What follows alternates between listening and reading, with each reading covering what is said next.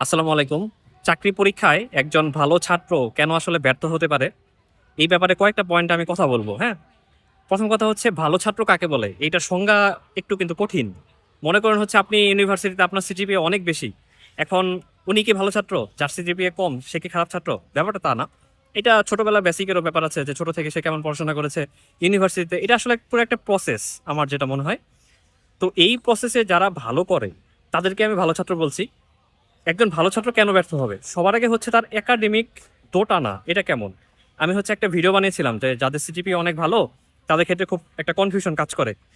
তো যাদের সিজিপিএ ভালো তারা হচ্ছে একাডেমিকে খুব বেশি ফোকাস করে অ্যান্ড একাডেমিক লাইফের পড়াশোনা আর চাকরি পরীক্ষার পড়াশোনা কিন্তু একদমই আলাদা। এখানে কিন্তু কোনো রকম মিল নেই।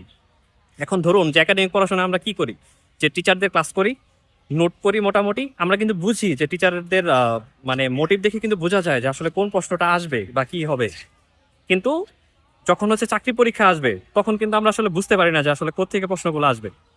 কারণ এখানে হচ্ছে অনেক বেশি বিস্তৃত সিলেবাস, অনেক বেশি কি বলে যে পড়াশোনা খুব উল্টাপাল্টা। তো যখন একাডেমিক পর্যায় থেকে একজন ক্যান্ডিডেট চাকরি পরীক্ষায় আসে, তখন কিন্তু এটা আসলে কোপ আপ করতে পারে না।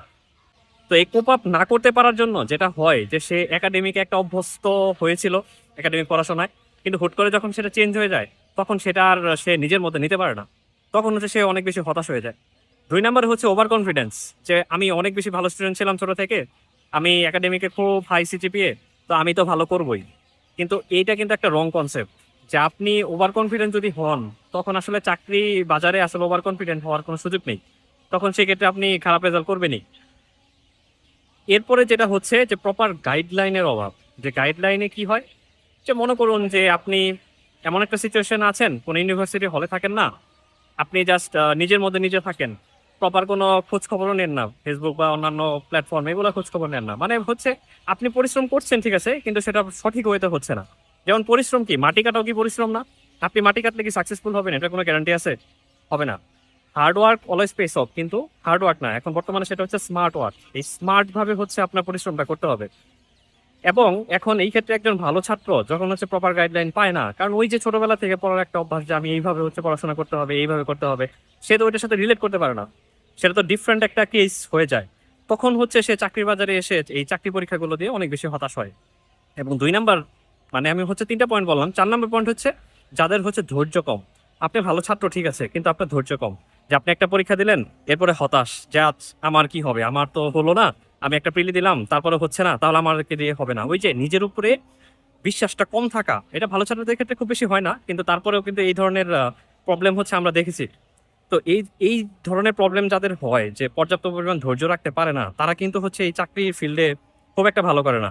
এখন এই চাকরির ফিল্ডে যদি ভালো করতে চান, অবশ্যই হচ্ছে এক্সট্রিম লেভেলের ধৈর্য থাকতে হবে, প্রপার গাইডলাইন থাকতে হবে অ্যান্ড অবশ্যই ওভার কনফিডেন্সে ভোগা যাবে না। আপনি যেটা চিন্তা করবেন যে আমি এই পরীক্ষাতে টিকবই, এই চাকরি আমি পাবোই, এটা কখনোই হবে না। এটা আপনার এক্সপেক্টেড কোনো সময় সম্ভব না। তো একজন ভালো ছাত্র আসলে কখন ব্যর্থ হয়? আসলে এইসব কারণেই হচ্ছে একজন ভালো ছাত্র ব্যর্থ হতে পারে। তো আপনি এই ধরনের প্রবলেম ফেস করছেন কিনা এটা হচ্ছে কমেন্টে জানাবেন।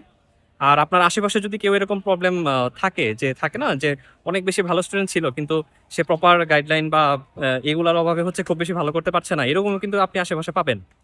সো তো সেখান থেকে হচ্ছে সেই শিক্ষাটা নিজের উপর এপ্লাই করেন। নিজের উপর এপ্লাই করে যে ত্রুটিগুলো ছিল, এই ত্রুটিগুলো হচ্ছে সংশোধন করার চেষ্টা করবেন। এটাই হচ্ছে এক্সপেকটেশন সবার কাছে, হ্যাঁ? তো এই বিষয়ে যদি কোনো মতামত থাকে অবশ্যই কমেন্টে জানাবেন। তো পরবর্তী ভিডিও পর্যন্ত সবাই ভালো থাকবেন। আল্লাহ হাফেজ। আসসালামু আলাইকুম।